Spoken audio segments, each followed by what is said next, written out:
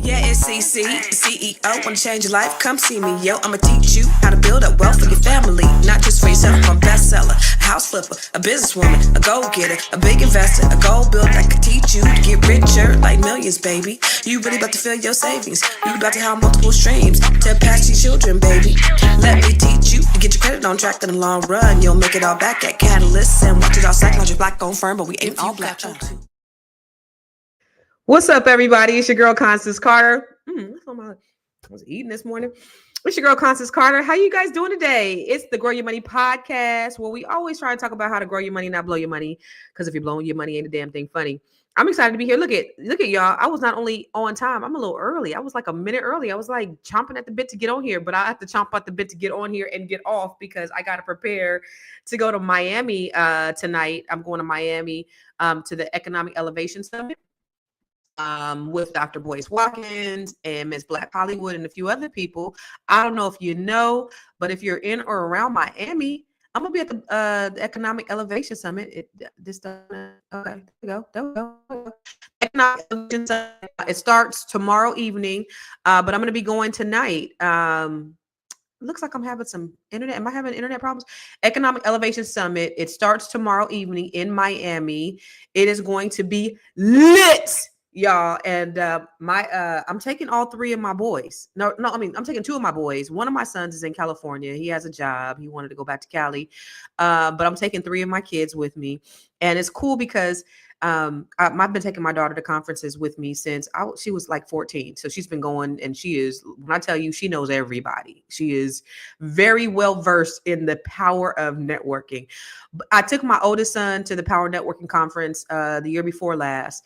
But this is the first time I've taken my younger son, and I have never taken my middle son. And you know what's crazy is I was actually at dinner with Dr. Boyce and Dr. Alicia and two of my kids. And he was like, "How come you never bring your sons?" And I was like, "That's a good point. Why do I never bring my sons? Like, they need to be here. They need to be in the room." And I don't know. And so from now on, if you see me, I mean, I'm dragging my youngest one kicking and screaming, like literally. My oldest son, he's coming, and he was like, "Hey, y'all going to Miami?" Because he's in school. He's at Hampton, and he's actually on the road coming home right now. And he's like, "Hey, y'all going to Miami?" And I'm not going. Y'all going to conferences? And I'm not going. So I just got him a ticket yesterday, so he's going with us as well. But I'm telling you guys, it's not only important for us to be in these rooms, it's important for us to expose our children to these types of environments, because they need to be able to see the possibilities of what's going on. And I know that we're having the All Black National Convention in Atlanta in August. And any other conferences that you go to, it's, try to get your kids in the room so that they can see what's possible. My daughter has been able to network with millionaires and billionaires, Black millionaires and billionaires, by being in the room. And I don't even understand why I hadn't even thought of sooner. Like, why am I not bringing my sons? So they're going to come with me. So I'm leaving tonight. I still have not packed. So after I get off here, really, I haven't really prepared either. So when I get off of here, I have to prepare for my presentation, which is going to be Saturday morning. And then I have to pack my things for the Economic Elevation Summit. So if you are in or around Miami, Florida, I would love to see you there. Also, there is a virtual, you can sign up for the virtual, to be a virtual attendee for the Economic Elevation Summit. If you can sign up for that, so you don't have to be there if you can't afford to fly. And I didn't even know that until last night. We were on our Net 7 collective call. Victoria, shout out to Victoria from Victoria's Kitchen. She is one of the ladies in the Net 7 collective. She owns Victoria's Kitchen in Philadelphia, and she was going to go. And she was like, she has these huge events this weekend and she had to cancel, but she's going to be in attendance virtually. So if you cannot be there in person, try to get a ticket, try to get a virtual ticket so that you can be in the building, so you can be in the room, so you can learn some things. It's going to be some great information there. Okay. So I just want to shout you out. It's only me here today. My assistant isn't helping me. And oh, by the way, you guys, I wasn't on yesterday, but I was on the day before. And so after my outro, after the outro music went off, the stream didn't end. So Jahari, who normally helps me in the background, I always pull her up. We catch up. We didn't get a chance to catch up before, so we always catch up. And we're talking business. We're talking about, she's telling me, different things about the business. And I noticed that we were still live and I had no idea. So it was still 300 people watching us live, having a personal conversation about business. Thank goodness it wasn't anything else. But who it was anybody on here when we were talking personally? Was anybody still on here? Because it was 300 of y'all still on here. 350 of y'all still on here. Just listening. Wasn't nobody saying that. You know how you guys be chatting and stuff when I'm live, y'all be putting your information in there, y'all go back and forth. Y'all nosy Negroes was on here just straight ear hustling. And we had no idea. I'm looking and I'm like, why does it still say 350 people are on here? And I'm like, oh my God, we're still live. So I know y'all was on here listening to us. We didn't have nothing juicy to talk for you to take with you. We were just talking about business. But that did happen the day before yesterday. But anyway, I just want to shout you out. What's up, Miss Sophia? I appreciate you always. You, lovely JR, Naomi. I appreciate all of you always listening and participating. You know, this is a dialogue and not a monologue. And so, you know, I love for you to talk back to me and talk black to me. I love to engage with you. And the reason why I do this is because of your engagement. So thank you. And your loyalty in listening to me every day, whether I'm talking about something that's going to edify you in some way. And I always try to talk, everything I try to talk about, I'm trying to edify you in some way. Or I'm talking, just crazy stuff with my girlfriends, but we're talking about real life stuff that hopefully will edify you. So I appreciate you. What's up, Karen from the Boogie Down? I appreciate you always coming on. Maddie from Palestine. Thank you. Thank you for correcting me, by the way, Maddie, because you said, I said Palestine. He was like, it's Palestine. So when you be coming, I see you. You be coming on here saying, hey, it's Palestine, because that's how we say it in the country. What's up, Tiara from B1 family? Oh, good. I'm glad your son will be there. So, hey, Tara, have your son, make sure he comes and say hi to me. And are you going to be there as well? Make sure he comes and says hi to me. And if you're there, make sure you come and say hi to me as well. All right. What's up, Yvette and the Grow Your Money community? What's happening? Okay, good. Tara, you're going to be there too. That's what's up. Najai, what's up? I'm so happy. Oh God, thank you for being here. I've been off and on. Y'all, I told you the other day, if you were on here on Tuesday, Monday, your girl was absolutely beat up from the feet up. I tried something a little bit different.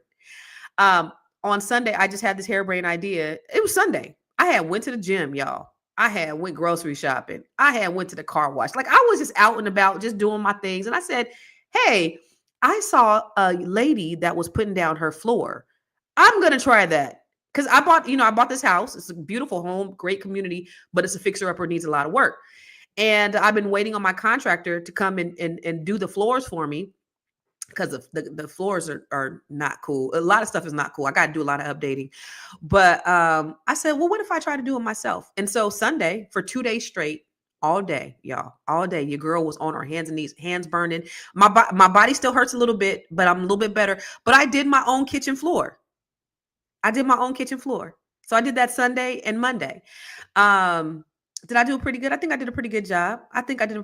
Somebody called me the other day and he was like, hey, he said, you're not supposed to line the lines up. And I was like, what? He said, no, so you see how, the lines are lined up, right? He said, if you look at a lot of homes that, are professionally done, of course, I'm not a professional. He said, you're not supposed to line the lines up, because then your eyes are drawn to the line. It's supposed to be, it's supposed to be offset. They're supposed to be offset. And that's how I started off before. But then I started looking at some pictures and I saw them lined up.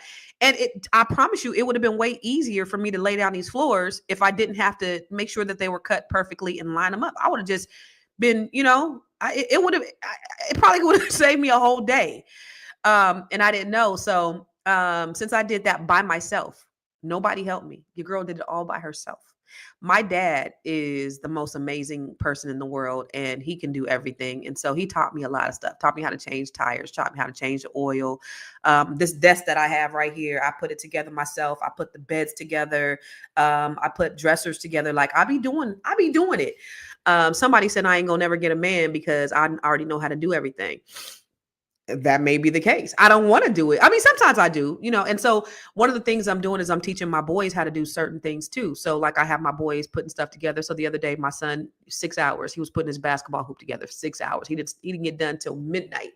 And because he had helped me put other things together, he knows how to do that. I want to make sure that they know how to do this stuff too. So when my other son, who's on his way home from Hampton right now, when he comes home on, when he comes home and next week, probably within the next couple of weeks, we're going to do my family room and we're going to do my front room. And my boys are going to do that. I'll be supervising, but they're going to be getting on their hands and knees and doing the work. So that's what we're going to be doing.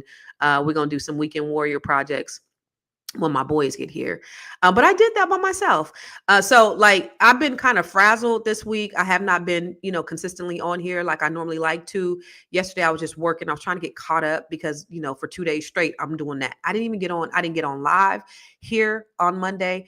I have my Catalyst, I have own, Catalyst Real Estate, which was I built the largest Black owned real estate firm in California.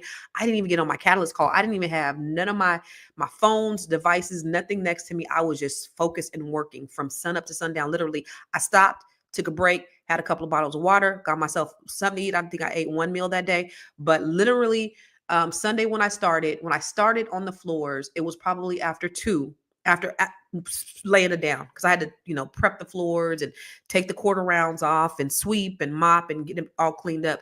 And I started laying the floors after 2. I didn't finish until 12:30 at night. I mean, and I was going to try to thug that. I was going to try to thug it out all night. And I sat down and I just looked and my body said, no more. Take your ass to bed. I went and got into bed, y'all. And I didn't even get in the shower that night. I had to change my sheets. I didn't get in the shower. And my hands I just laid down and I slept like this. And I got up the next day. I didn't shower. I didn't shower. I got up straight up at 5-ish and I started back working at 6, from 6 all the way to about 9:30 that night. And I have Net 7 Collective. We do Net 7 Collective on Mondays nights. I didn't attend. April Sampay, which is a member of the Net 7 Collective, she facilitated it that night, and she told everybody that I wasn't feeling well. She didn't tell them I was putting down the floor. So the beautiful ladies of the Net 7 Collective, they were texting me and they were like, we hope you feel better. They thought something was wrong because, I show up. They're like, we hope you feel better, Constance. Victoria from Victoria's Kitchen out of Philly, she was like, I will come down there and cook you some food, Constance, whatever you need. Dr. Shirley Jones, who normally she's going to be here every Thursday, giving us some medical advice. She's actually traveling right now. She called me, was like, what's going on? Like they came, I had at least 15, 20 text messages of the women just concerned. And I was like, well, April, why you didn't tell them I'm not sick. I was working on the floor. So, but that's what I did. And so, yesterday, I came on Tuesday, I tried to be dedicated and committed, but I was a little frazzled. And so yesterday I said, I got to get caught up on some work, some work. So that's what I did yesterday. So that's why I wasn't on yesterday, but I'm here today. I won't be on tomorrow because I'm Friday morning. I may or may not. I might be on from the hotel in Miami. I don't know. But I likely will not be on tomorrow. Just to let you guys know. Okay. But listen, if you are a woman, I saw a woman that was laying the vinyl planks, and that's what gave me the inspiration and the motivation that I was able to do it. So listen, if you're a woman, you absolutely could do it. I didn't, I saw like it was dangerous how I was doing it. So I went and got me a workbench and everything, but I did it. And if I can do it, you can do it too. I do everything though. I try to do everything. I don't know if y'all know, I play the bass. And I play the drums, and I do a lot of manly things.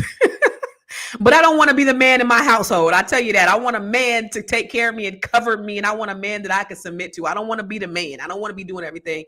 But my dad taught me a lot of things, and I just do things that I like to do, like playing the bass and things like that. So that's what it was. That's what I did. And so that's the reason why I wasn't on here. But, you guys are like family to me. And so that's the reason why, I just like to share everything, all my personal stuff. I like to share my personal life. I'm an open book. So, and I also, I want to inspire you to be able to do the same thing. So ladies, ladies, like my brother had been talking about doing his floors for the longest. And so he's like, he's talking about doing his bathroom. And he's like, dang, my little sister did it. Like it made him look at himself some kind of way. Did the Negro had the nerve because we have a family group text. This boy said, my brother is crazy. He said, all right, cool. Let Pops know. So let Pops know what all he has to do. So when he does my kitchen, my brother is stupid.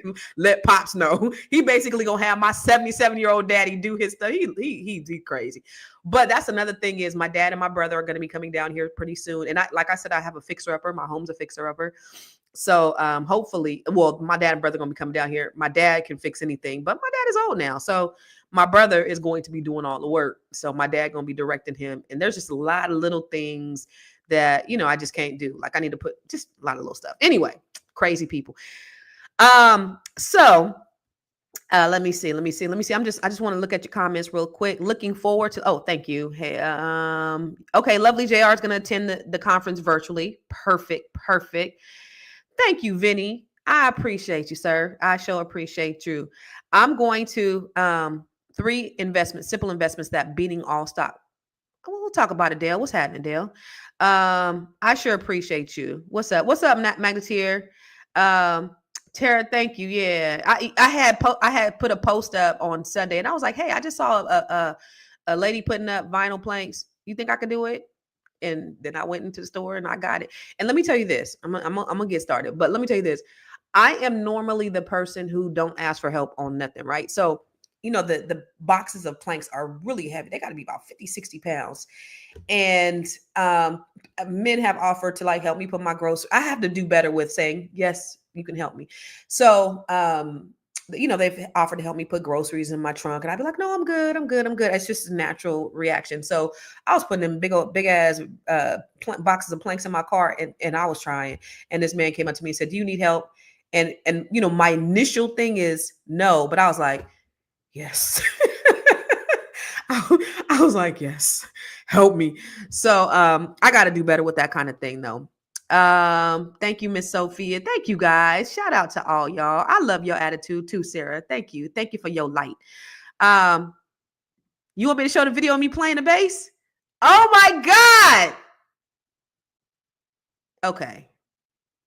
All right. So real quick, I'm gonna go to a commercial. I'm gonna find a video of me playing the bass. All right, but I'm gonna go to the gym, and then we're gonna talk about the recession, the 3 things you need to invest in for a recession. But I'm gonna go to the Grow Your Money commercial, and I'm gonna find a video of me playing the bass because I want y'all to see. I'm a real bass player for real. Have you joined the Grow Your Money Club yet?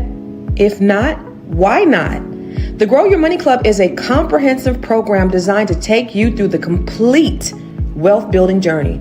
We don't just offer random courses, we guide you along a clear path, starting with fixing your credit and becoming a certified credit expert, to building your business, increasing your cash flow, diversifying your portfolio, and ultimately letting your money work for you. With over 30 trainings designed to increase your net worth, you get to either purchase the trainings individually or go through the 12-month roadmap. Here are just a few of the courses. From campus to cash flows, this is teaching your children to become real estate investors. The wealth map training shows you how to eliminate your debt, increase your credit, and diversify your revenue. You can learn to write your book using ChatGPT. Learn how to build your online community. What about 8 ways to make money using AI? Oh, and here's 7 online revenue streams to fund your $1 million dream. How about learning how to purchase tax deeds or land banks? What about getting started in government contracting? If you're a rookie, the Real Estate for Rookies training has everything you need. The Business Blueprint training will help you build your business foundation, get business credit, get business funding, and learn how to pay yourself so that you can scale your business to the next level.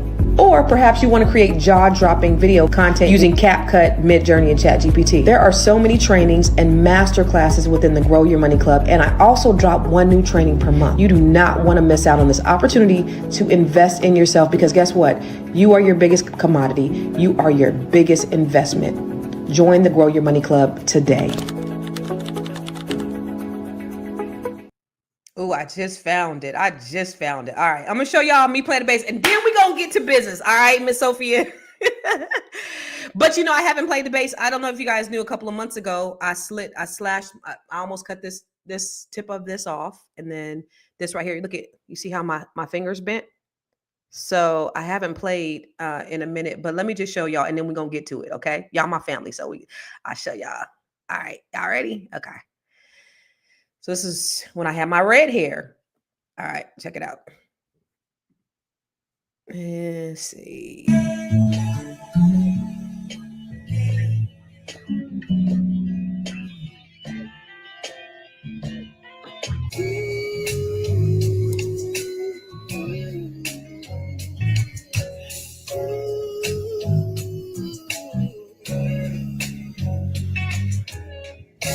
If I could, I'd give you the just want to say.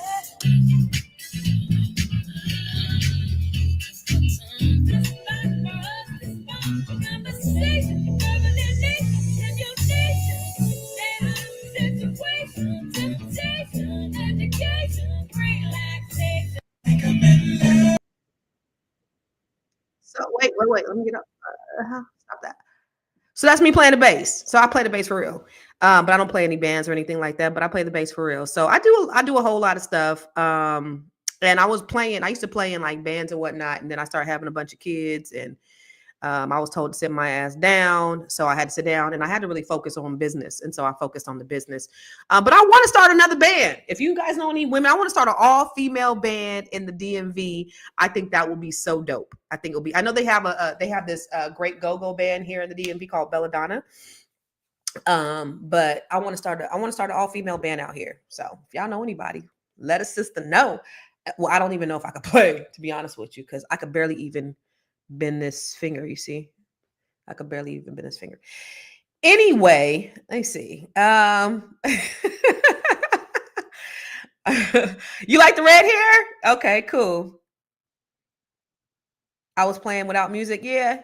Have you and April ever collab? No, me and April got it. We do got to collab. But April's music director is that's why I told you, like I know a lot of professional musicians who play for a lot of really big artists. And one of my really, really good friends plays for Janet Jackson. He showed me some stuff way back in the day. He's a really, really good friend. He plays for Layla Hathaway. He plays for some of everybody. And so anyway, April's music director is her bass player, so he ain't going nowhere. But that's cool that your daughter plays violin. I didn't even know you had a daughter, Naomi. So anyways, I want to talk to you about this whole idea of this recession and what's going on. I don't know if you know, but the signs are here. The signs of a recession are here. I don't know if you guys are watching the storm clouds that are gathering over, that have caught in the rain. I don't know if y'all really understand what's going on, but we're going to break it down. And let me just tell you, it's not about panicking. It's not about, it's about the strategy. I want you guys to really think strategic because we're not just talking about survival. We're talking about elevating, because recession or not, wealth does not wait. Wealth waits for nobody. And of course, I want you guys to always figure out a way that you can thrive in any economy. Okay. Yes, the signs are here. So here's the signs of a recession. A recession happens if you have 2 consecutive quarters when the GDP and other factors decline, right? So the first quarter, as soon as Donald, and it's so, I wish I should have, as I'm thinking about this, I should have had that video. I should have posted that video of Trump. Somebody said, do you take, he was in an interview and asked him if he took responsibility for the economy. And this motherfucker said, I take responsibility for the good parts of the economy. What's happening good is me. What's happening bad is Biden. I'm only taking responsibility for the good parts. But for the bad stuff, that wasn't me. It just doesn't get any more bizarre than this. You know, the things that he's doing is creating this turmoil that we see in the economy. The tariffs is a huge one. But it happens when there are 2 consecutive declines in let me just tell you the 7 factors to tell you that we're in a recession, okay, or that a recession's coming up. So we're in quarter 2, we're in Q2. So in Q1, these 7 things happen. Okay. One, if there's a rising unemployment in retail, tech, financing, that's a red flag. Okay. So the labor market, it often tightens before a recession. So in the retail market, you have job cuts because retailers eliminated over 64,000 jobs in the first quarter. That's a 296% increase compared to the same period of 2024. Okay. There were store closures, major chains like Saks Global, the Container Store, JCPenney's, they had huge layoffs. Okay. Number 2, the technology sector. So in the technology sector, they eliminated 28,000 jobs, 111 companies in early 2025. Intel, Meta, Workday, they all laid off tons of people. Okay. let me see, in the financial sector, financial firms like JP Morgan, Chase, Morgan Stanley, and all of these are due to automation, AI. There's a lot of automation opportunities, and what's happening is they're taking over. They don't need the manpower. They don't need the workforce as they did before, because there's a lot of automation which could make which could streamline their businesses and make them more efficient. Okay, so the GDP number two. So that's the retail. That's the job market. So the first sign is job markets with retail, technology, and the financial sector. Okay, that's one sign. Number two is the slowing GDP. Now, what a GDP is it's the gross domestic product. So what happens is when imagine the US being like a big business. And the GDP tells us how much money that the business made by adding up what we spend as consumers, what businesses invest in, like buildings, machines, or hiring people, and then what the government spends, and then what we sell to other countries. Those are our exports minus what we buy, which are our imports. It matters because if the economy is doing well, businesses are booming, jobs are steady, and people are spending, that's a good thing. But if GDP is shrinking, it's a warning sign because businesses slow down. We have job losses, like I just told you, and it means that a recession might be coming. Okay, so the GDP has slowed down. All right, consumer spending has dropped by 70.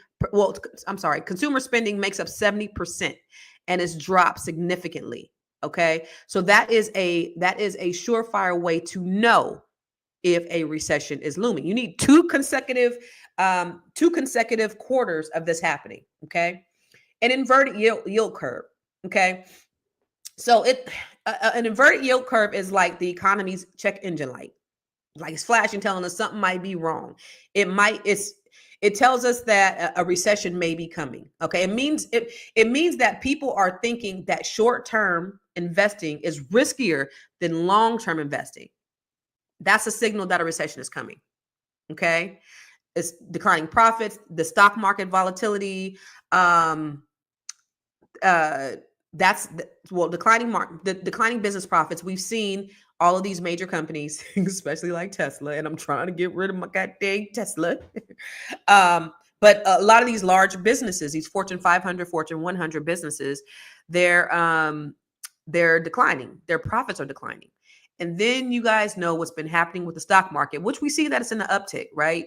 But with all of the major changes that have been going on with the tariffs and the economies and the uncertainty, the stock market is extremely volatile. Okay, so when it swings, when we have wild swings like that, investor confidence it yields to deeper problems. Now, a Fed hike rate didn't happen. That's the only one thing that didn't happen. And typically they'll increase, but it happened before. That's the reason why we've seen interest rates, especially like mortgage interest rates, go from like 3% to 7%. But they increase the interest rates to curb the spending so that they could kind of manage whether a recession is going to happen. So we didn't see an increase. We actually seen a decrease. And you've seen Trump wanting to fire the Jerome Powell over. He was like, hey, you guys, you need to, not understanding how the economy works and why you reduce the interest rate and why you increase the interest rate. He just like, you need to lower the interest rates. That's not how that works. But him saying that, he's speaking to his base, right? And his base is so ignorant and uneducated about how the economy works. They're like, yeah, Jerome Powell, it's your fault. And really, he's saving the economy by curbing the reduction of the interest rates. But as the president, you should have an understanding of how the economy works, and he doesn't. And so he's saying, well, I'm gonna fire you, and he has no authority to fire Jerome Powell. He's like, I'm gonna fire you if you don't reduce the interest rates. Then he double backed on that, and he knew that he couldn't fire them. Okay, but the truth is, y'all, there's been huge 401k losses. In fact, shoot, I did a graphic, but I didn't put it up here. But let me just tell you, let me just show you really quick, because I think the 401k has reduced like 18%. And I want to tell you how you can be insulated from that. Let me ask you this. How many people are investing in 401k with their jobs? How many of you, just by a show of me's or a show of hands, how many of you are investing in 401k? In fact, when I was talking to someone yesterday and we were looking at their stock has declined significantly. Somebody who's works for Tesla, stock declined significantly. It was a certain amount when I was first looking at it before, and now it's dropped significantly because they invest in their stock program. I'm just downloading this so I can show it to you. But how many of you guys are investing in your 401k? And that's a good thing. You should be investing in something. One of the problems that happens for Black people, and the reason why we're not building wealth on the same level as other people, is because we're not diversifying our portfolios. But there's other investments that we can make that are going to yield us better returns. So anybody in here, 18%. Yeah. You guys, okay. Look, so Tara's investing in 401k. Naomi, have you guys seen a decline in your 401k? Black Lexicon. I got my brokerage account. Diversify, y'all. Do not have all your eggs in one basket. Check this out here, y'all. Come on. 401k losses by age. So in the 20s, they've lost approximately $11,000 in their 401k. In your 30s, they lost approximately $23,000. 40s, they lost approximately $47,000 in their 401k. In your 50s, they lost approximately $76,000. Their 60s, they lost approximately $74,000. In their 70s, they lost approximately $48,000. In their 80s, approximately $43,000. So just like Najai said, and I don't know how to pronounce your name, brother. I'm sorry if I'm messing up your name, brother. Najai, or is the N silent? Is it Jai or is it Najai? 18%. So that's right on. That's right along there. Gary said his brokerage is down 3%. My last employer didn't. That sucks. My 403b brokerage account. Okay. Yeah.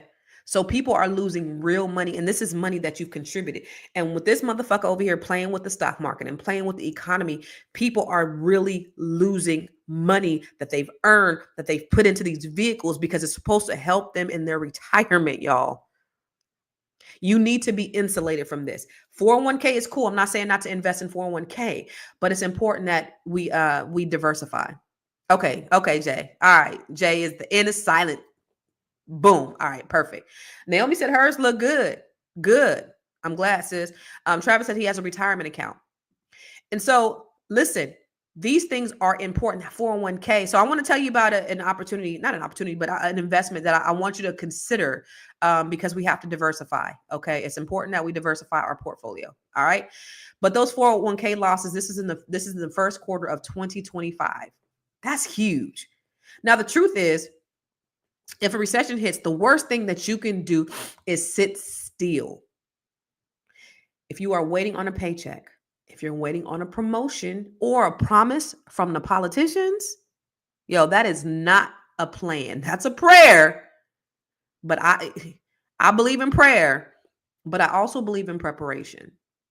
And that's the reason why I want to have this conversation with you, because of what's going on. We're in the second. Oh, it's April, May, June, January, March, April. Yeah, this is the beginning of the second quarter. So we need to have these conversations, and because if there's another quarter of this happening, we are in a recession, and we're going to start seeing, for some, opportunity, and for others, losses. The question is, what side are you going to be on? Are you going to be on the one that has opportunity, or are you going to be on the one that has losses? You said red face don't care. Somebody called him, I think it was Selena Johnson, called him Orange Juice Jones. Orange Juice Jones. I was talking to someone yesterday. She may be listening. We were looking at some of her debt. I'll talk about that in a minute when I talk about some of the things that you can invest in. Okay. So that 401k, getting a permanent life insurance policy is more secure than having your money in a 401k, some type of permanent, an IUL or something like that, because it's not tied to the economy. If you had your money in an IUL or some type of permanent life insurance policy, you would not have lost any money. You would not be down 18%. There's no loss in value in your money that's in a permanent life insurance policy that generates compound interest. Einstein says compound interest is the eighth wonder of the world. I always talk about this with you guys, y'all. Those who know about it earn from it. Those who don't, pay it. And ladies and gentlemen, most of us, Black folks, we are paying compound interest. We're paying it in our mortgages. Ain't nothing we can do, right? Unless you're paying cash for a house. We're paying in our credit cards. And the more that you are paying the minimum balance on your credit cards, the more you're going to pay in compound interest. Okay. So if you pay the minimum payment on your credit card payments, that compound interest is just adding up. For example, and if you go into Credit Karma, they have some credit card calculators, and I've showed this to you guys before. And oh, by the way, if this is your first time watching, welcome to the Grow Your Money Club. I appreciate you listening today.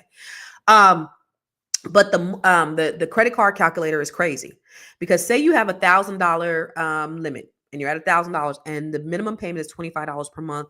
The average rate is 29.9%. And you're just paying the minimum payment, which is $25. It's going to take you almost 20 years to pay that $1,000 payment. And you're going to pay over between $4,000 and $5,000 in interest. That's compound interest. Yeah. And a lot of people do that. Either they pay slow or they pay the minimum. And you don't have to. So sometimes when you got to pay the minimum, pay the minimum. But if you can pay a little bit more, paying $50 on that same credit card just reduced you down to 2 years of paying that thing off and reduce your interest significantly. That is the power of compound interest, is when you pay the minimum, you're paying this compound, and it's just adding on, and you're paying more money than you need to. So compound interest, it works for you if you have some type of life insurance policy, a permanent life insurance policy, an index universal life insurance policy. You could have had your money in your 401k in there, and I would do that. I put a couple of $100,000 in the IUL, and I created my own bank that I could borrow from myself. So here's what I did: I put my money in the IUL in a permanent life insurance policy, and it's my own bank. I could borrow from myself. So say I put $200,000 up in there, and I take $50,000 out. I'm still earning compound interest on the entire $200,000. Even though I took $50,000 out and I borrowed from myself. It's my own bank. So I'm making 7-8% in interest, compound interest on my money. Instead of leaving it in the bank, I'm earning money on my money. And in the bank, I would have earned what? 0.23% interest. 0.23% interest. Y'all go on ChatGPT. I'm not going to do it right now. I've done it before. But if you go on ChatGPT and you have $10,000 over 5 years at 0.23% interest, you're going to make a couple of dollars on your money while they've taken your money and they've invested it in vehicles that generate compound interest to them, and they paid you less than 1% back on your money, y'all. But what if you take your own money out the bank and you put it in a vehicle that generated compounded interest? That's the smart thing to do. Now you created your own bank. You're borrowing from yourself. You're putting your own money back. That's how we need to start thinking smarter. So that's the first way. That's one of the first things I want you to look at doing. Nothing wrong with your 401k, but see what happened. Y'all lost money. Lost 18% of your money. Naomi said her money looked good, but most of you lost 18% of your money. That's a lot of money. Think how hard you work. I'm going to work every day. And because somebody want to play with the economy so their billionaire friends could get rich, I've lost money as a result. And the poorly educated, which he says, I love the poorly educated, they don't understand basic economics and how this is negatively impacting you. And I don't even talk about all the other things that have been taken away from them specifically, because they don't want you to have it. But putting your money in a vehicle that's not going to lose value, that's important. Okay. So, Booker said, opportunity. What are some alternative? I just went over that. Yep. I'm talking about infinite banking. Yes, Gary. I'm talking about infinite banking. Yes. Yes. Did you triple your payments in your 401k and you lost it? Oh, you work for the Department of Transportation, you cannot move it and you feel stuck. I'm sorry. Velocity bank, I'm gonna talk about velocity banking one day on the show too, because that's important as well. And that's the way that you can accelerate paying off your mortgage, which will reduce the compound interest you're paying on your mortgage. It's crazy. Crazy, crazy, crazy. All right. So that's one way. The second thing is real estate. I'm gonna always talk about real estate. Why? Because the number one way to build wealth is through real estate, you guys. The number one way to build wealth in this country, 90% of wealth in this country is passed intergenerationally. 80% is through what? Real estate. Black people, so proud of you. I don't know if you guys know, but in 2022, we have the highest growth in our wealth because of our real estate investing. Hold on. That was gross. I didn't want you to hear that, but you heard it. We have the highest growth in our wealth because of real estate. You don't see that everywhere. The only place that I seen it reported was on MSNBC. Nobody else reported that because all they want to know is they just want you to know that the Black people are poor and that we not doing nothing and all that stuff. We're not going to talk. We're not going to hear about that. So kudos. I did a TED Talk. It's called Google That Shit. And I talked about 4 ways that we can close the wealth gap. And one of the things that I was saying was, I don't believe that we are going to, I don't believe that the premise was that there was this article in Forbes magazine that was done in 2017 that said by the year 2053, our wealth was going to be a zero. And my TED Talk, and if you haven't seen it, it's a great TED Talk. I've had over 440,000 views. It's really great. It's really awesome. It's one of the best ones that I've seen, if I must say so myself. But but my hypothesis was really that I don't believe that. I don't believe that our wealth is going to be at zero by the year 2053. I believe that we're resilient. I believe that we are some of the smartest people. The reason why we're in this position that we're in, because ask Black people a few years ago, why are Black people in this position that we're in, where we're consumers rather than investors? We're going to blame ourselves. Oh, because we like to wear our money. We like to have Gucci belts. We like to do this and we like to do that, right? But the narrative has changed because I think that we're starting to see what the powers that be have done to systematically put us in this position. Okay. So it's not that we are just a materialistic culture. There's materialism in every culture. But if you've ever listened to me, I try to give you historical context on everything that we do. Go to my page, go to Facebook. I have Black History Spotlights where I show you visually what has been done to Black people over the years that have put us in these positions. We had wealth and affluence right after the Civil War when they promised us 40 acres and a mule, but they never gave it to us, y'all. They promised us that, but they never gave it to us. But what did they do? The Homestead Act of 1862, they gave white people 40 million acres of land for free. We didn't even get our 40 acres. But yet we became politicians. We started building our communities. We often talk about Black Wall Street, but that happened in communities all over the country. And then what happened? They bombed us. The federal government finally admitted that they bombed Black Wall Street. So it wasn't just about these local racists hating on Black people. And it was so funny because years ago, I seen an interview of an older lady, and she said that when they were coming in and they were burning down their stuff, white people were looting their houses, and they were saying these niggas have better things than we do, and it was women that were going up in there looting their house, men and women, but the women was like, these niggas got better stuff than us, and was pissed. How dare you have better stuff than us? How dare you live better? Like, we want to build wealth.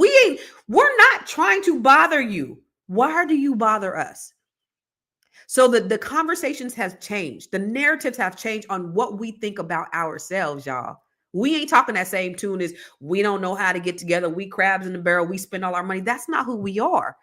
Because historically, we've done things to try to move our race forward. And what did J. Edgar Hoover say? The biggest threat to America is Negro unity. Shut that shit down. Let's put drugs in their community so we no longer have to hang them from trees. Let them kill themselves. Cudden Dro, who be on here, he said they used to put guns in abandoned trains so that Black people will find them. They would set guns, y'all, in neighborhoods so that Black people will find them and they will start killing themselves. This has been systematically done to destroy you. So the conversation has changed because Black people are starting to wake up and see exactly the position that we're in is not only by our own doing, but guess what? They done fucked around and gave us the internet and AI. This is the best. I always say this is the best time to be alive because the opportunities are so abundant for us. We don't have to depend on. I love. I hate, but I love what Trump is doing. I hate the fact that he's erasing Black history. I hate all the things that he's doing, but I love it because it's causing us to mobilize. To mobilize. I told you guys, the revolution will not be televised. It will be monetized. So we have to figure out a way to get ourselves in position so that we can be insulated. Recession come, boom, we insulated. So take your money out, diversify your portfolio, start putting it in engines. They're going to yield you compound interest, that you're not affected by the economy. This right here was proof. Had I put my money in a 401k, I'd have lost. This is money that I earned. I'd have lost my money. Okay. Real estate. I'm going to tell you something. If you can invest in real estate. So I was going to tell you about, I was talking to a sister yesterday, one of my Net 7 collective ladies. And we were just talking about, some debt. Right. And I was like, I said, we were talking about how to, I'm a credit expert, I'm a certified credit expert. I got a book called Keeping Score. I've helped thousands and thousands of people with their credit. She was like, well, what's one way I can get my credit up? And I was looking at her credit profile. Credit profile was great. She was just over leveraged in debt, in credit card debt. And I mean, it was a lot. Like, it was going to take her a long time. And I said, and she's an investor, so she has multiple properties. And I said, do you have any property to sell?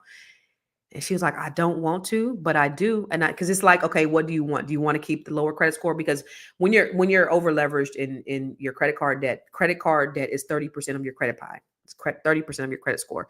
So in order, if you really want to get your credit up, it's like, do you want to own these properties or do you want to get your credit score up? Do you have any property to sell? She was like, actually, I got 2 properties to sell. All right, bet. But it's hard, right? It's hard. Like when I sold my commercial property, it was a great look. Having that commercial property, it was a beautiful property. But it was, for me, it was an asset because I had money growing in it. But shit, it was more of a liability because I wasn't making any money from it at the end. I did end up getting a tenant, a gym tenant in there, and it was good. I was making a little bit of money. I was making some money, but for me, it was a better look than serving what I needed at that time. So I had to make a decision. Do I want to have this? And it's great for my portfolio, but what do I need right now? And for her, we had to look at it and evaluate it.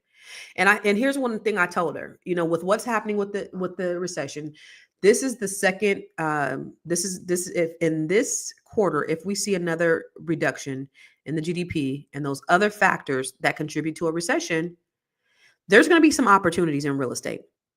So if you sell now, save your coins, don't buy right away, save your money. There may be some more opportunities maybe in Q3, Q4, or even next year for you to get some really good deals in real estate. Okay. So for those of you, even if you don't have property now and the interest rates are higher, I don't care. There's never I bought my house right now at a higher interest rate. I have a higher interest rate loan. All of my other properties, 2-3%. This property is a lot. The interest rate is a lot. And this is almost $1 million property. So you can imagine what I'm paying on my mortgage payment. But the reason why it's still good is because you have more supply than you have demand right now in real estate in most markets. So in most markets, you have inventory, but you don't have as many buyers. So you have more options. So if you're looking to invest in real estate, it's still a good time. Even though the interest rates are higher, they're going to reduce. And so if you get in now, you don't have a lot of competition. You can get some great seller concessions. They can help you out with some of your costs to close. And then in say 6 months or next year, as long as you can afford it, you're in a great position. You refinance and then you reduce your payment. But let me tell you something. Rent has never gone down in the history of this country. We might see a cyclical market in the real estate, in real estate, in stocks, in everything else, but you've never seen rent go down. So if you have real estate and you put and you put tenants in there and you can afford that property, you cash on, or you may or may not be, right? Because the investment is not just about the cash flow, it's also about the equity opportunity. So if we have equity, you really want both. You want equity and you want cash flow. But if you have one or the other, that's still a positive because you can get in position. Rents increase every year. So you get in position where you're holding on to a property and then you're able to refinance it, get that payment lower. You winning, boo. You winning. So that's the second investment I would say that you should look at and make. All right. Let me see. Awa said, thanks for your advice for putting our money where the bank works. I prefer a mortgage bank to a regular bank because I was once working with on 2008. We had a private placement of projects yet to be constructed. And I was marketing department where we were given target 20 million. Then today it gave me the courage to own my own truck company, Dart Truck. Congratulations, Awa. And when you talk about a mortgage versus a regular bank, a mortgage company, I have a mortgage company. I'm a mortgage broker. I own a mortgage company. And you do have a lot more opportunities and options with mortgage companies than you have with, say, a bank. Because as a mortgage company, I have access to over 100 banks, wholesale companies that I could put you through to get you the best interest rates. So you're absolutely right. If you are looking at, purchasing property, and oh, by the way, I do own a mortgage company. I'm licensed in DC, Maryland, Virginia, and California. So if you're looking to get in that space in those areas, I can help you. Other areas, if you need help, I could probably direct you to someone that could probably help you. But everything I'm telling you, I try to give you some type of resource for it. Okay.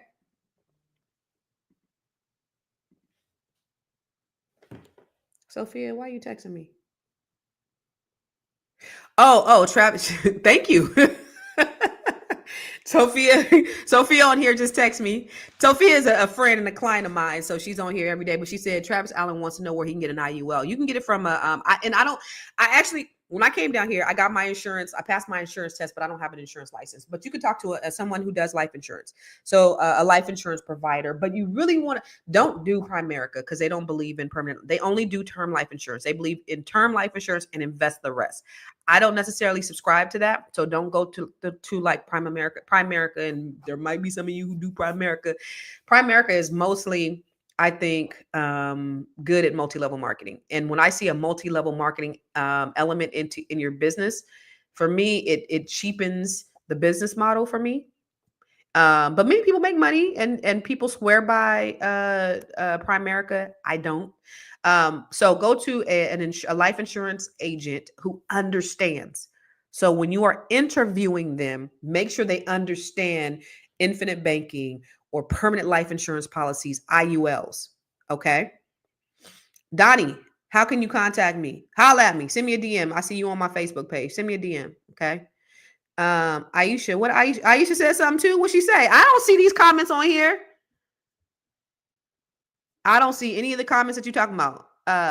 What do you think about buying tax sales? I think tax sales are good if you do them in places that a lot of states have redemption periods, which means that it could take up to 2 years for you to be the full owner of it. But if you get a great deal, say you get a tax sale for like $2,000 and the seller could come back and redeem it. They get, they get the money, the heirs, whoever get the money to pay it back. You get that property and you have to wait the 2 years for them to have the opportunity to redeem the tax sale. You can make money off of the redemption because they're going to have to pay you, interest or whatever the fee is to acquire the property back, but you may not get it. Okay. So tax sales are great, especially if the redemption periods are not very lengthy. Okay. So tax sales are great though. They're great opportunities. Tax sales, land banks. And I talk about it in the Grow Your Money Club. Oh, by the way, I do have training on tax sales and land banks. So go to Grow Your Money, the Grow Your Money Club, growyourmoney.club. And I have training on there that'll give you information on all that. Okay. Aisha. Who's Aisha? I don't know who Aisha is. I was recommending Aisha for IULs. What's up, Yvette? Oh, by the way, I hung out with Yvette last Friday. That's why I wasn't online. We was looking at some properties in Baltimore. The B1 Real Estate Mastery Training. Yvette is part of the B1 Real Estate Mastery Training, and so we are looking at investing in different areas, tax deeds, just revitalization areas, redevelopment. We're actually going to Augusta, Georgia, this month. Yeah, later on this month, and we're looking at some development opportunities out in Augusta, Georgia, as well. So I don't know who Aisha is. Who's Aisha? Who's Aisha? Ashton asked me, have you considered offsetting your home interest payment with stock dividends? I receive 18K monthly dividends are booming. Primerica stock is phenomenal for building capital. Okay. No, I haven't considered that, but put me up on it. Let me know. Listen, I'm not a gatekeeper. I don't know everything. So if you have an opportunity, I'm definitely down to listen to it. Our whole life, what to do. I need to start infinite banking. Talk to your insurance provider. 60 days here. Yeah, I think it does. Oh, you're in Baltimore. Okay, I'm in Bowie. So hit me up. Just send me a DM. Yes, B1 community. So we have the B1 Real Estate Mastery Training, and we're getting ready to start our second cohort. So be on the lookout. We're going to start advertising it really soon. Be on the lookout because I just want to help Black people get in position to start investing in real estate because that's your number one investment. A land bank are properties that are owned by a city municipalities and they sell them for really cheap. They're typically like your blighted properties that that the cities hold, and they're really, really cheap, and they want to get rid of them and they want to get them to investors so that they can develop them. And so land banks are great opportunities as tax deeds. They typically are around the same price point as as your tax deeds. So land banking is good too. Oh, Aisha. Oh, yeah. Aisha. Okay, yes. Aisha. Yep. Aisha Verzi. Thank you, Tara. Aisha, she's also on Fly Nubian Money with me. Thank you for saying that because I didn't know who y'all was talking about. So Aisha does life insurance. Aisha do life insurance. Y'all over here texting me, Yvette. Okay. Thank you. Yvette was clarifying. Yeah, both y'all. Okay. All right, bet. Thank you. All right. Aisha's on Fly Nubian. Okay, y'all. My bad. Yes, she would be good. Aisha, I don't even know. How do you contact her, y'all? I don't know. I love her though. She's great. I love her. Finally, so that's real estate. Okay. So opportunities abound. Opportunities are boundless for you guys. Opportunities, 44% of us are homeowners. And I think that's great. Even though 73% of our white counterparts are homeowners, you would think with the opportunities they've gotten, 40 million acres of land, it should be 95% of them mugs. Like for you to be white and you not to be thriving, to be like, hey, I'm white and I don't have any advantages. Why? Because you certainly have the privilege and you've had the opportunity to be able to make some ways for your life. So by virtue of you having the opportunities that other people don't have, I didn't have any opportunities. You absolutely did have opportunities. It should be more of y'all. So I'm looking at the glasses half full and not half empty. Before 2022, 43% of us were homeowners. Now it's 44% of us. We are on the rise. Baby steps, baby. Because think about it. We couldn't buy homes because they wouldn't give us loans. They would not honor GI Bills for our veterans.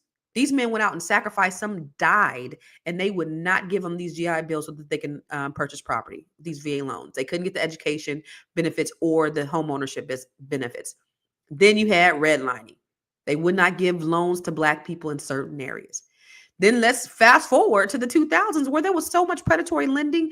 Black people were disproportionately affected in the foreclosure crisis because they were putting you in worse loans than people who had the exact same credit profiles as you. It has been an attack specifically on Black people and our Black wealth. If you're new here and you haven't heard my story, there is an attack in Prince George's County. I want to say, and it's probably happening all over the country. Specifically, I'm fighting an issue right now with the theft of Black wealth with my home that I just purchased.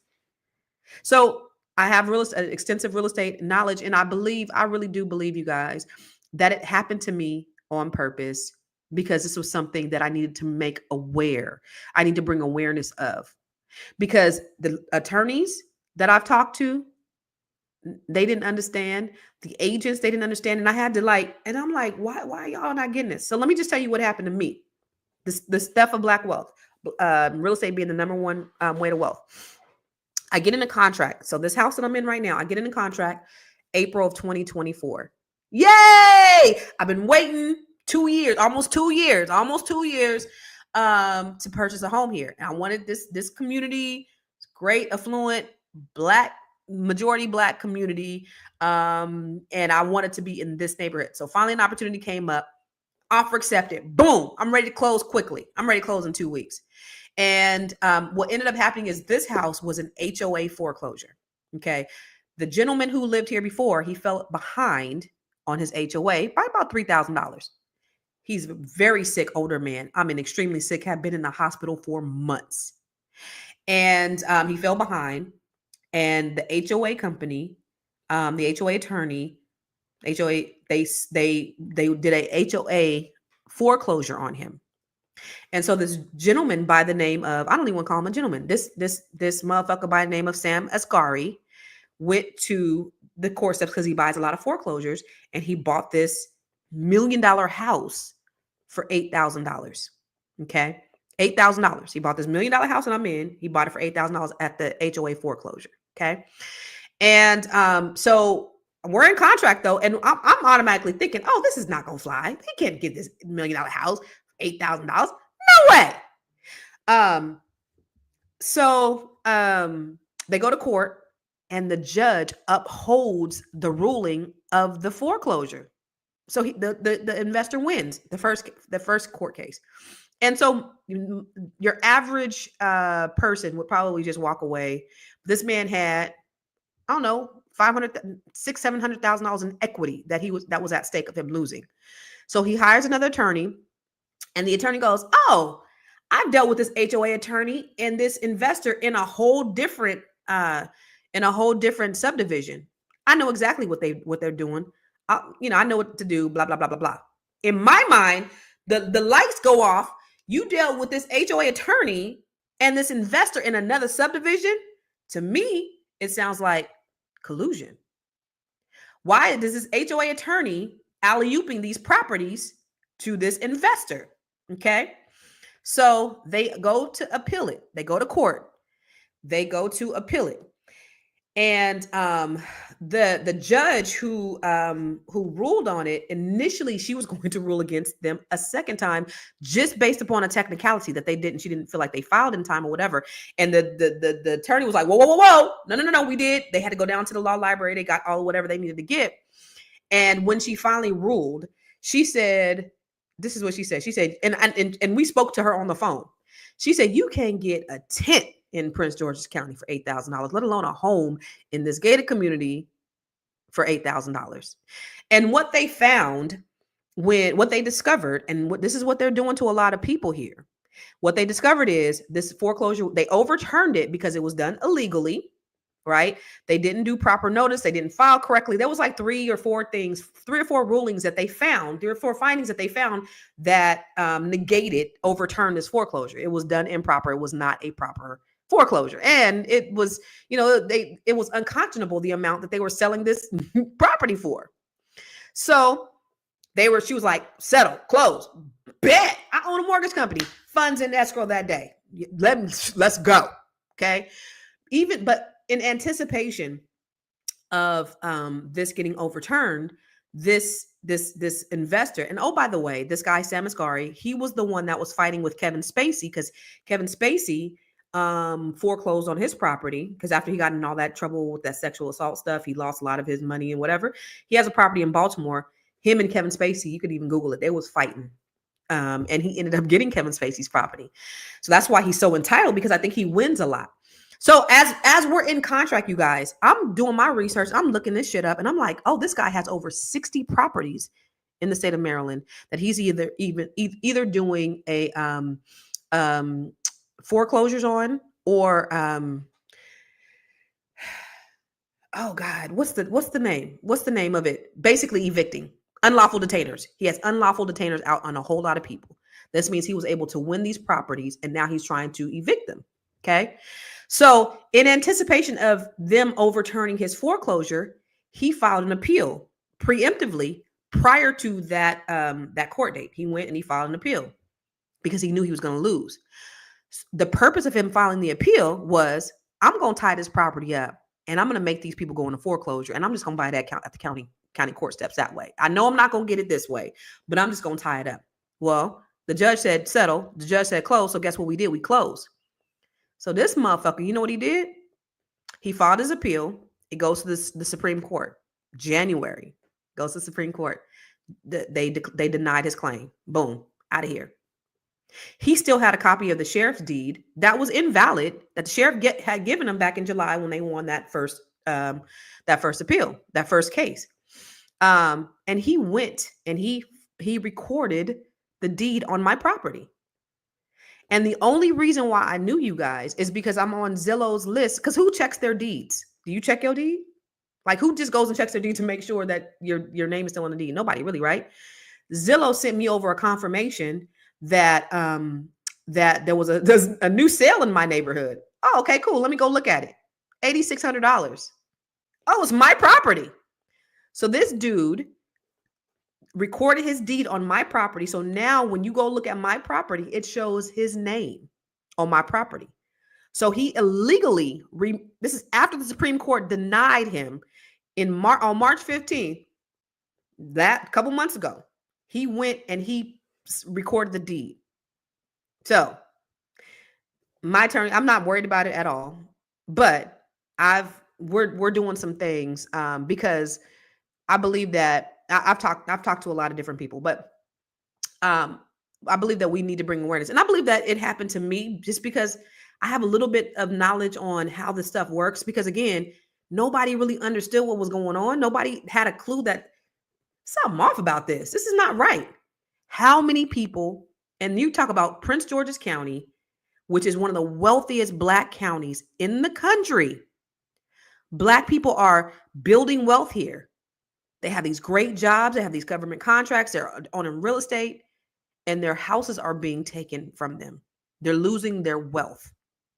So what better person than me for this to happen to? Because I was like, dang, God, it took 6 months for me to close. I was like, God, I'm trying to get in my house. Like, I am ready. It took 6 months. But there had to be some discovery and there had to be some exposure. And I believe that's why this is happening to me.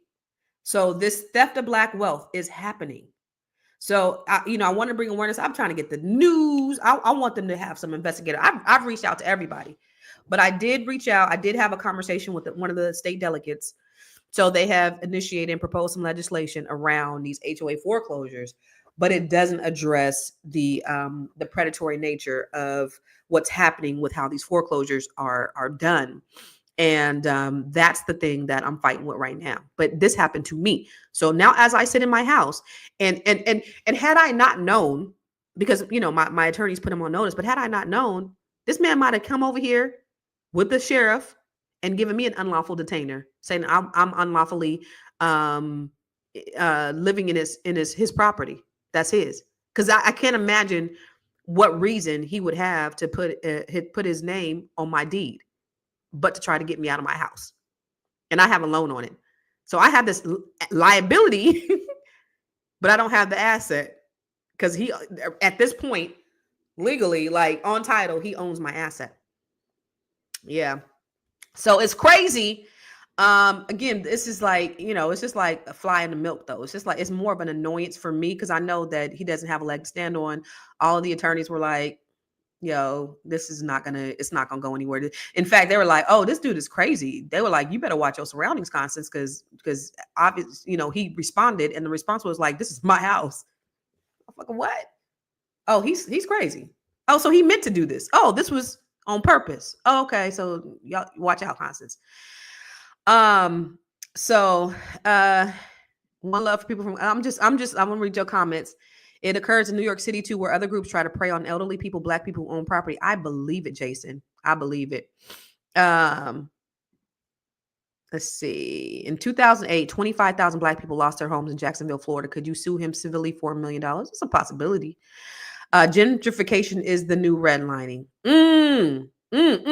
Yvette, thank God I have the background and knowledge. Yeah. If this would have been anybody else, he would. And I think because it's like the police officers that are so emboldened to violate people's rights on camera. They're so emboldened because they've gotten away with it so long. This guy is like a dog with a bone, and I think he's so emboldened because he's gotten away with this for so long because people just don't know.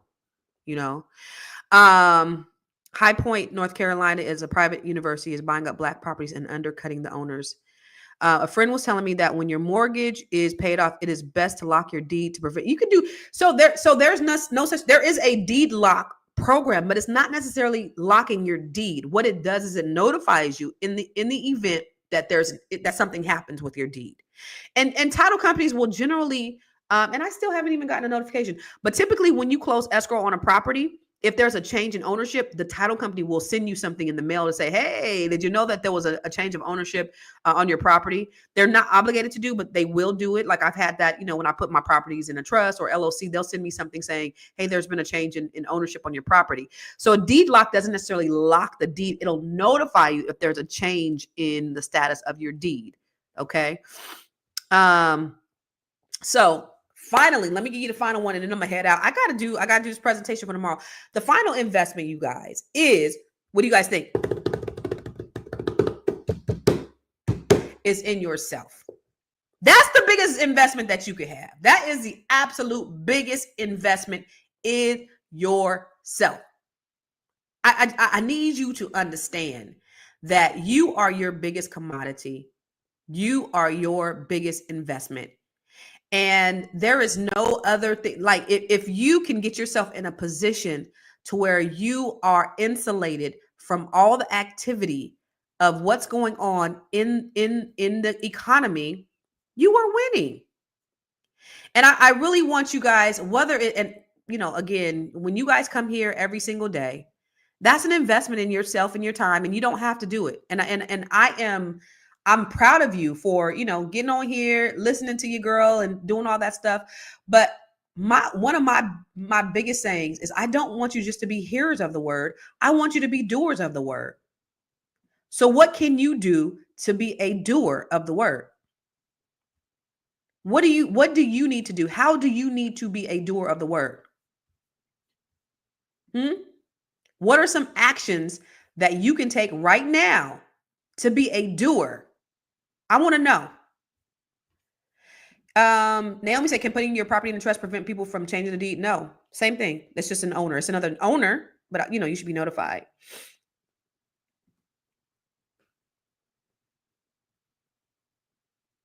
What can you do? What can you do to be a doer? Because let me keep it real. You are your best investment you will ever make. The economy will crash. It can crash. The job can lay you off, but your skills, your vision, your voice, that is the one asset that nobody can take away from you. What can you do? Invest in educating? Yep. Change your lifestyle? Yep. Join the gym club? Yep. The Grow Your Money Club? Mm-hmm. Yep. All of that. So I am doing something. Again, I'm always trying to have a solution for you. I'm doing the Bring Your Idea to Life training. And what that is it is a training for those people who have ideas, entrepreneur-minded people. If you are an entrepreneur-minded person, if you're an entrepreneur-minded person and you have an idea, do you know how many ideas are in the grave? Do you know how they say the grave is worth millions and billions of dollars because there are people who have died with these magnificent ideas that they've never done anything with. And there are so many of you that have these ideas, but you're scared to launch. You get stuck at start, right? You are priming, you're priming. You want to wait for perfection. Oh, and then I see somebody else who did the same thing that I want to do. And now they're already doing it. So I can't do it. You know how many people there are in the world? Oh, well, I told somebody about my dream, about my vision, and they told me that was a stupid idea. So now I'm not going to do it. You know how crazy that sounds? You're going to let somebody, God gave you a vision. He gave it to you. And you're going to let somebody else tell you what God gave you ain't right? There's something bubbling up on the inside of you that you need to get out and that people will pay handsomely for. How many of you guys know that? Yeah, Seeing Gun said, I need to start the business that I've been daydreaming about. 3% of businesses in Black communities are owned by Black-owned people. Most of the people who own businesses in our community are not Black. So think about the brick and mortar. Think about the opportunities you could provide to other people, how you can employ other people. Think about the people that you can help. When you think about you owning a business, and this is what I always tell the ladies that I coach, and this is not just for women, but this is what I always tell people, is by you not operating in the gifts that God gave you, because God gave this gift to you for a reason. And by you not operating this gift that God gave you, you are taking away someone else's blessing because they need what it is that you have. Imagine if I said somebody on here, I don't know if she's on here. For those of you listen to me every day, somebody was like, Constance, by me listening to you, I made $2 million. I'm like, shit, how? Send me, what did you do? What's the formula? What did I tell you? Right? I made $2 million. But imagine if I said, and I did this for a couple of years, Boyce has been telling me, Constance, I want you to go live every day. I want you to give the people something every day. And I was like, shit, I'm tired of hearing myself talk. I'll be like, listening to myself like a girl, shut up. But imagine if I just said, listen, I don't want to do it. I'm taking away from you. For the people who are listening right now, who are getting something from what I'm saying, if me not doing what I need to do and walk in my purpose, other people are not getting blessed. Think about that for you, though. Think about how many people that you can bless, how many lives you can change by whatever you do. Think about the need that is out there. Think about the need that is out there that you can fulfill, but they're not getting fulfilled because you are not doing what you're supposed to be doing. Yeah, people will pay handsomely for it. So I'm doing a training on the 24th in 2 weeks. It's called Bring Your Idea to Life. And lovely JR took the training. Who else on here? Brenda took the training. Naomi took the training. Quite a few people have taken the training. I did 2 trainings in the last couple of months. And it's been transformative. It's been transformational, really. And I'm not trying to toot my own horn, but the reason why I'm doing it again, because again, I'm looking at what's going on in the economy, and that's the reason why even with the Net 7 Collective, I made the Net 7 a continuum, because I'm invested in the people that I coach. I am literally invested in them, and that might not be a good thing, because my coaches are like, you got your 2 hands on, and you're not giving yourself enough time to be able to help more people because you're 2 hands on. But that's okay, because I have a personal investment on seeing the people that I work with win and them to be successful. So I'm doing a 6-hour intensive boot camp. And one of the things that I do is I help you to crystallize your ideas. I help you to articulate your value. One of the things that people have a lot of problem with is they don't understand how to articulate their value. And if they can't articulate their value, then their customer's not going to understand what it is that they're trying to sell them. And so they're not going to buy. So I've been able to show people how to articulate their value, give them a plan, have them be able to walk away, a clear monetizable business plan. You walk in with a dream, you walk out with strategy. You get a step-by-step blueprint to turn your idea into a business that you can launch immediately. I give you clarity on who you serve and why you serve them and what they will pay for. I'm telling you, people will pay handsomely for what it is that you got. They will. I promise you they will. I didn't think so. People do. You will have a bankable, brandable message that you'll sell. You'll have confidence to launch your business, whatever it is, without overthinking. People are waiting for perfection in order to start their business. And they really, if I waited for perfection, I would never, I'm still not perfect. That's the biggest lie that we tell ourselves, is that we have to have everything, There's one lady in that 7 Collective. I love her. She might be listening right now. I love her. She's like, well, wait, I want to get my master's degree before I start. What? No. Well, I want to have everything. No. We pushing. We're getting you uncomfortable so that you start, because the stars are never going to be all aligned. Your business is never going to be perfect before you launch. There is a saying, beta now, better later. Done is better than perfect. But you need to have the steps, a blueprint in order to get there. Okay? You'll get the tools to package your idea, your products and your service. And then you'll have connection to a community that holds you accountable. That mindset shift from employee to entrepreneur is everything. So I am doing this on March the 24th. Let me just show you. Let me show you let me see. Do I have a video in here about a couple of people? And for those of you who took it, take it again.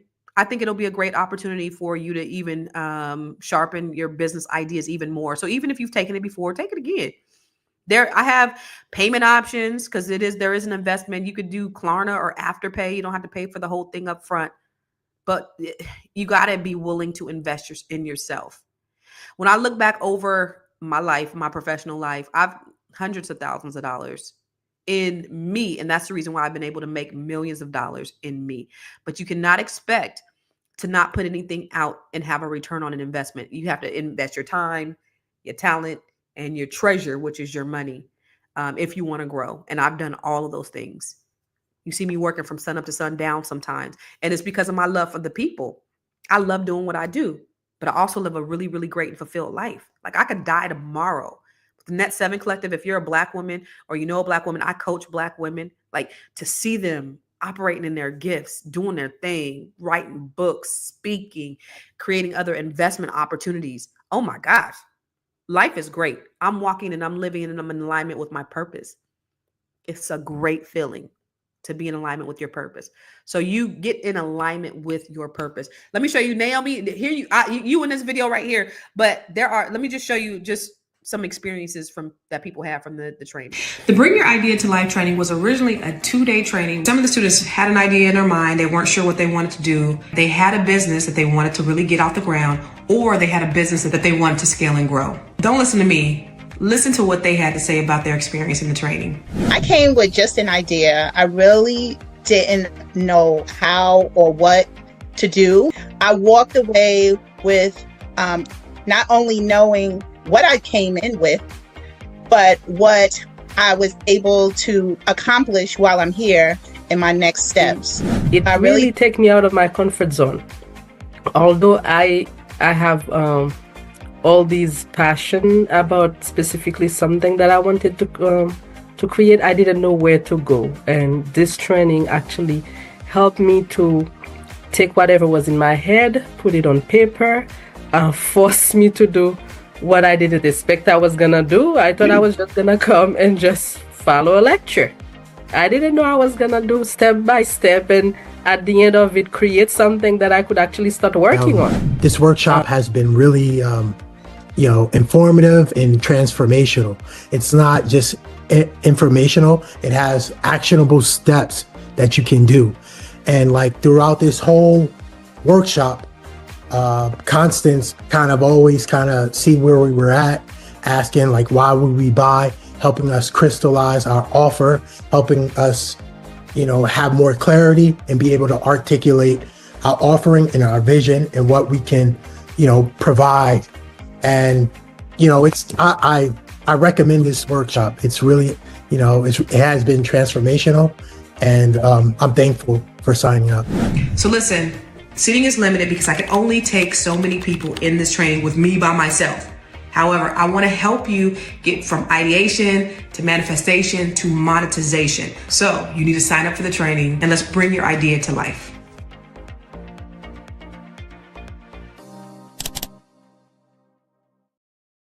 So y'all, bringyouridea-to-life.com. That is where you can go and sign up for this training, and you'll get hands-on one-on-one training. Well, not one-on-one training, you'll get group training. But the cool thing is, and even the people who were in the training, who are on here right now, you guys were giving each other ideas. So I think that's the great thing about it, is you have this collaboration. Like, okay, I'm a consumer. Here's what I would buy. Here's what, and we're able to help each other critique our ideas and just really crystallize ideas. It's great. It's great.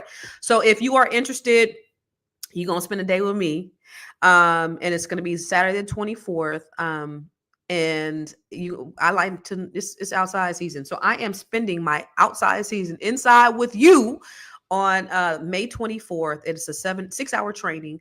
But we are going to get you from ideation to monetization to manifestation. We're going to get you on track so that you can start your business. And you are your biggest commodity and biggest investment. So I want to invite you to be able to join us on that day, so that we can get you together, because it's so important in this day and time with what's going on in the economy that you have the tools that you need so that you can be insulated. These, they say tough men are built out of hard times. This is when there's a recession and when there's things going on in the economy, that's when millionaires, resilient millionaires who don't operate in fear, that's when they're made. So this is your time to make your wealth so that you can leave an inheritance for your children's children. The Bible says a good man leaves an inheritance for his children and his children's children. And now is the perfect time. I'm telling y'all, this is the best time to be alive because the opportunities are abundant and you can really create a name. I think they said 83% of Black people don't know who their great grandparents are, right? Not just because they didn't leave them an inheritance, but because, of the powers that be. But here's an opportunity for you to leave something for your great grandchildren. My great grandchildren are going to know who I am because I'm leaving something for them. Everything I do is for my children and for my descendants.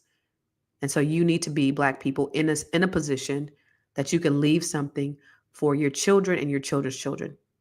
Be a wise man, create those revenue streams, get information, get your life insurance, get your permanent life insurance and policy, start investing, hit Aisha up, tell Aisha Constance sent you. I don't know how to get in contact with her. Invest in real estate. And if you are not in those areas that I said, DC, Maryland, Virginia, or California, that's fine. You can still hit me up and I can refer you to someone in different areas that I can vet for you. Okay. And then of course, I'm offering and providing a training for you to be able to invest in yourself. That's the biggest. Nobody could take away this. Nobody could take that away. All right. So listen, I'm going to get up out of here. I'm going to make sure I end the stream this time. For those of you who was hanging on last week, a couple days ago, waiting on me and Jahari to kick some gossip. It's not going to happen. I'm turning the stream off today. But I appreciate you. I do. I appreciate you. Yvette, good looking out. Yvette, I really enjoyed spending time with you in Baltimore last Friday. B1 Real Estate Mastery Training getting ready to come up again. And we're going to hit the ground running. And what I'm teaching these great ladies and gentlemen, and this is not just for women, what I'm teaching them in the B1 Real Estate Mastery Training is really how to create businesses. I could teach you how to invest in multi-units and the strategies behind that. That's easy. I mean, I know they try to make it seem harder than what it is, but really the idea is creating sustainable businesses. I don't want you to start a business. I want you to create sustainable businesses, having all of the proper contracts, setting up, understanding how to how to vet your joint venture partnerships, how to really understand how to run your business, what you need in terms of, the finances, the liquidity, all of that. Those are the things that we talk about. We learn a real business, y'all. I don't do anything that is business minded. I do everything that is business minded. All right. We're going to get off the stream though. Love y'all.